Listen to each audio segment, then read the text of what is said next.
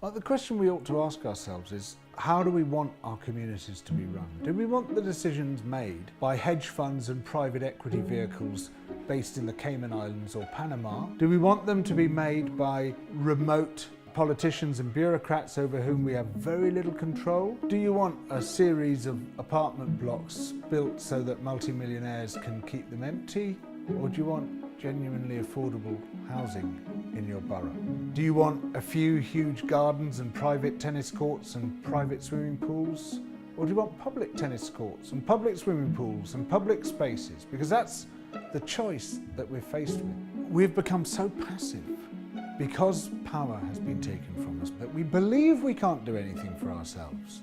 We say to ourselves, oh, I couldn't possibly design a housing estate with other members of the community. I couldn't possibly come up with ideas for how the city could be improved. I can't do all that. You go back in any society on earth to when the commons was the dominant economic sector, and we did all that all the time. But because of our centuries of disempowerment, we've forgotten what we are capable of. We have lost the imagination to see that we can do all sorts of things which at first sight look impossible to us. There's a really interesting sequence of ideas which you can start to bring about to democratise both politics and economics. In other words, to democratise power and democratise wealth. You can do what Reykjavik has done, where basically the citizens control the future direction that that city takes. And they do so by putting forward ideas upon which the other citizens vote. It's been amazingly successful. 2/3 of the population of Reykjavik is actively involved in this process, are basically running the city.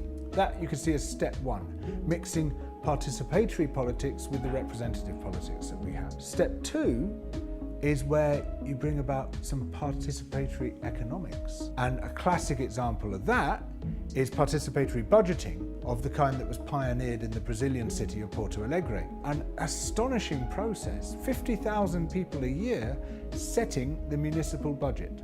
Works like clockwork, goes incredibly well, but what is really amazing is the way in which it has transformed the life of that city. Much better clean water, much better sewerage, much better primary healthcare, much better primary education. You compare it to other cities which don't have participatory budgeting, and it's on a completely different scale. Then step three is the transfer of real economic power into the hands of the community, and that's where the recreation of the commons comes in. You're using your revenues from land value taxation to redistribute them to the community, and then the community can buy land and the community can take back control over the crucial elements of its future life and its present life. And part of what we need to do to move us towards this point is to rebuild genuinely kind, active communities which really work. Communities where everybody has a sense of empowered belonging. And to do that, we need to do things together. Do you know what the etymology of the word companion is? Companes, with bread. Eating together is fundamental to social life. Shared childcare, shared bulk buying, making and mending things together. All of these things are easy to do. They can improve our material quality of life. They can also greatly improve our connections with other people. During the most extreme phase of human evolution, when we were naked hominids running around in the African savannas, we were the weakest and slowest of all the large mammals there. We didn't have claws, we didn't have fangs, we only had 2 legs to run on rather than 4. How did we come out on top? How did we not just survive, but actually kind of over-survive, wiping out almost all the other large mammals that we were in contact with? The reason we were able to do that was the incredible power of human cooperation. Human beings are the most socially minded of all mammals. We are attuned to other human beings. We stand together or we fall apart. The story is here to be told. I think I've sketched out the rudiments of this story in Out of the Wreckage. And it's not just a theoretical thing.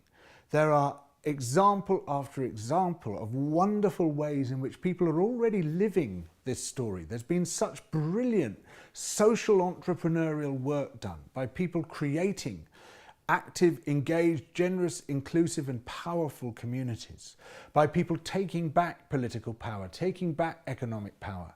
We need to accelerate that, we need to consolidate that, we need to frame it clearly within the restoration narrative, but it's right there and ready to be done. Already we can see ways in which the stories that people are living light a path to a better world.